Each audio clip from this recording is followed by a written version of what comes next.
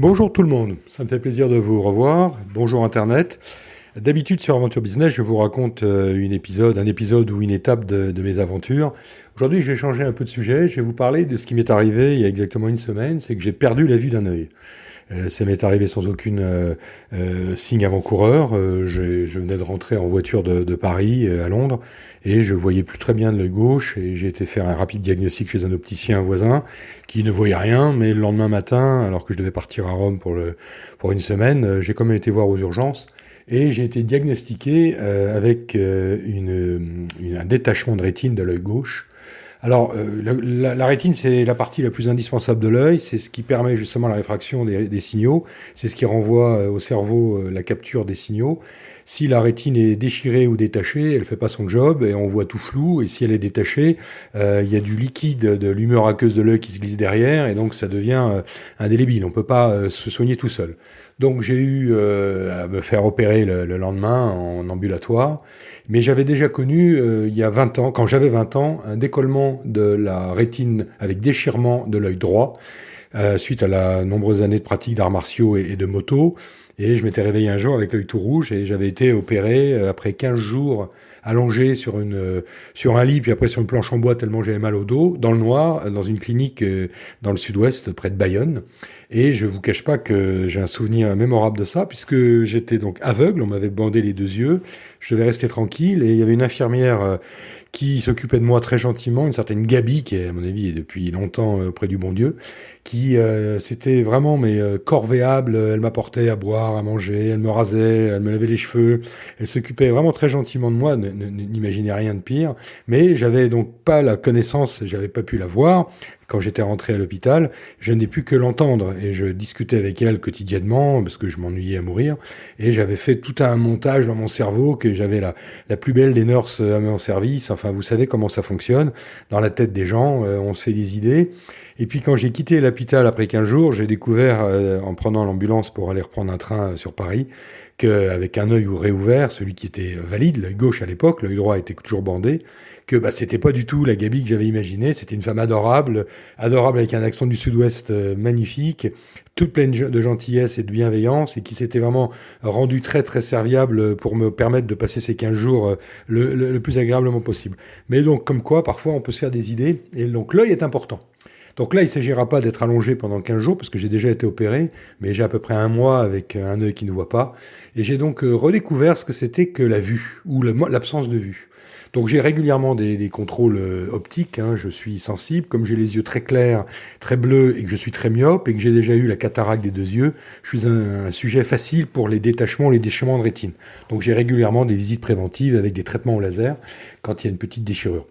Donc là, il se trouve que le 27 octobre, en sortant de l'hôpital, on m'a dit qu'il fallait que je sois à repos, et j'ai donc repris une vie qui n'a rien à voir avec la vie habituelle que j'ai, qui est une vie quasiment monacale. Je dois rester allongé soit sur le côté gauche, soit sur le côté droit, et porter la tête en bas pendant les premiers jours.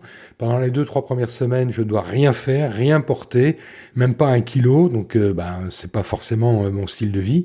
En plus, j'aime cuisiner, j'ai pas le droit de cuisiner, j'ai pas le droit de conduire, bien évidemment, pas de vélo, bien évidemment.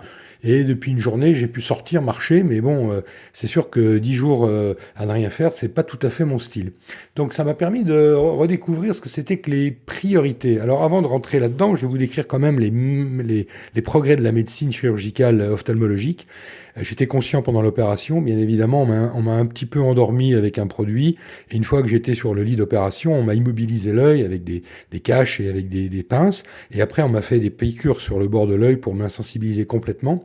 J'avais l'impression de pouvoir cligner de l'œil et de bouger, mais en réalité rien ne bougeait de l'œil gauche, et la jeune femme qui était ophtalmologue, qui m'a opéré, qui était une femme très compétente, qui fait que des rétines, avait son appareil sur mon visage avec un microscope électronique qui projetait la vision à la fois sur son microscope et sur un écran.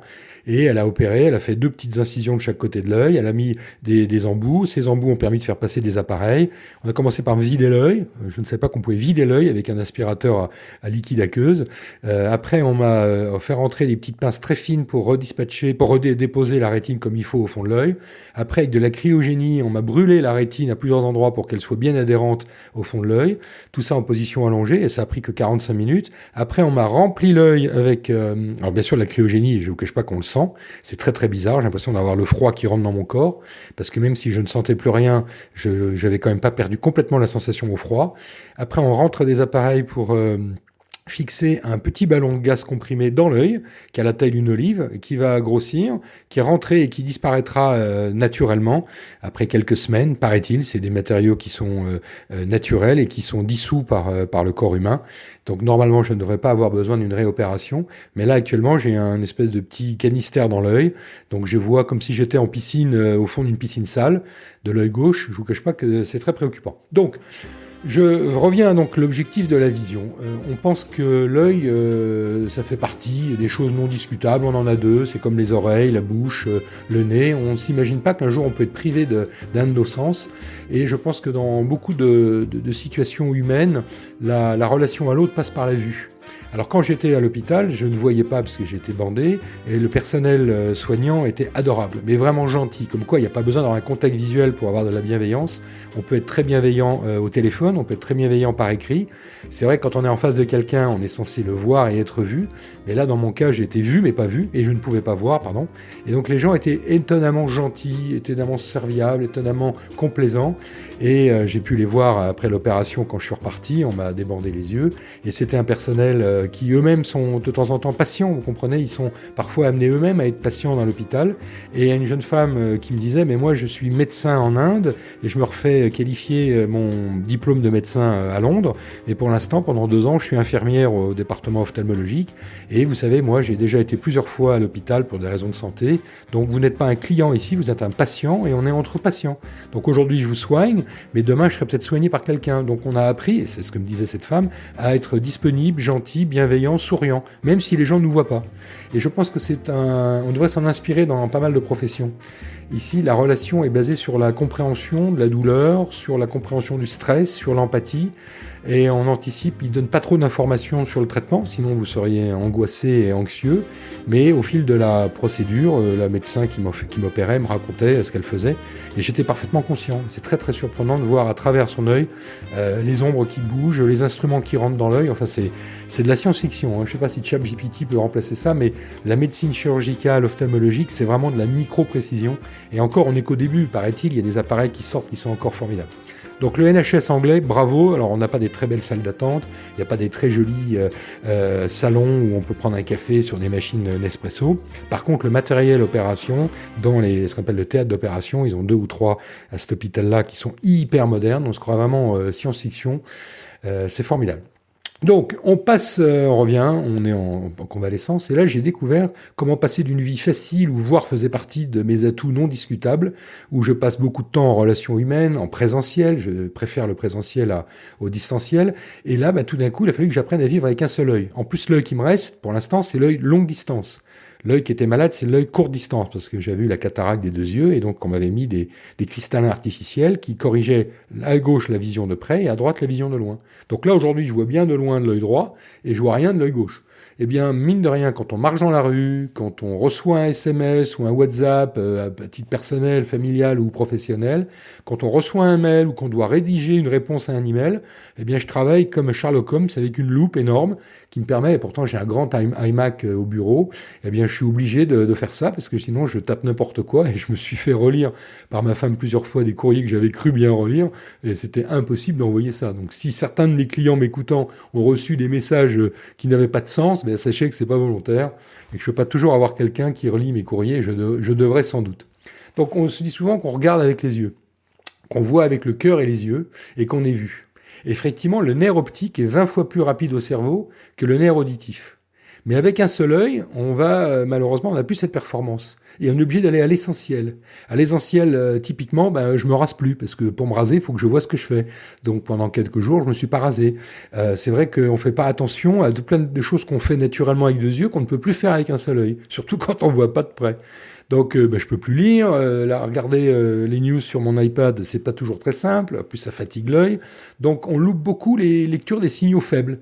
Dans les relations avec mes proches ou avec les commerçants ou avec le médecin, je ne voyais pas les signaux faibles. faibles. Or, une grande partie des messages et de la communication entre humains, ce sont des signaux faibles.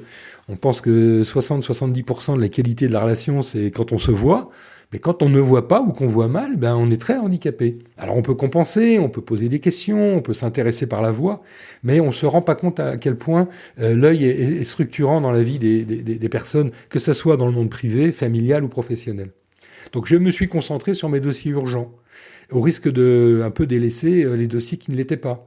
Et finalement, on se rend compte qu'on fait beaucoup trop de choses chaque journée. Et la fameuse courbe, vous savez, cette matrice bostonienne où il y a un axe urgent, pas urgent, puis un axe important, pas important, eh bien, quand on a les deux yeux, qu'on voit bien, on fait beaucoup de choses qui sont ni urgentes, ni importantes. Et en réalité, ben, cette situation actuelle, qui ne va pas durer très longtemps, je pense que dans 3-4 semaines, je retrouverai une vie normale, m'a permis de me concentrer sur des choses indispensables. Donc on prend conscience que ben, quand on a deux yeux, qu'on a l'impatience avec laquelle je vis pour me récupérer le deuxième œil, eh bien, il faut apprendre la patience.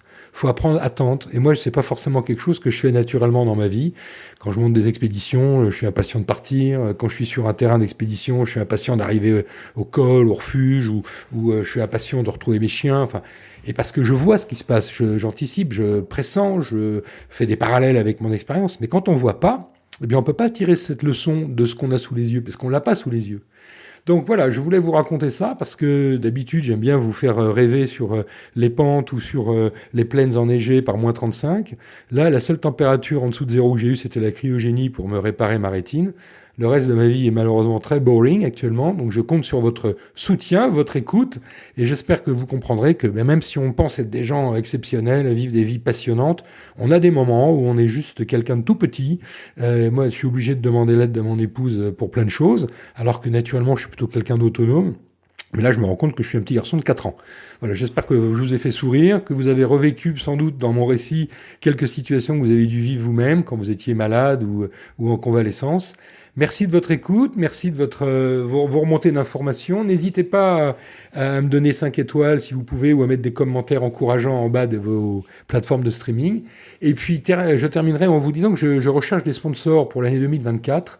Et si vous voulez m'aider et si vous pensez que Aventure Business d'un côté ou Smart Conversation que je fais avec mon ami Elodie Chenol de l'autre ont un intérêt pour votre développement, votre curiosité, votre passion et vous permet de sortir un tout petit peu de votre roue de hamster et de voir d'autres choses et de vous projeter sur peut-être des projets, ben n'hésitez pas, aidez-moi, éventuellement sponsorez-moi mon émission, mon podcast et je vous en serai reconnaissant. Je vous remercie, j'espère que vous prendrez plaisir à écouter ces quelques 13 minutes et sur cette bonne base, je vous souhaite une bonne fin de journée. Merci Internet.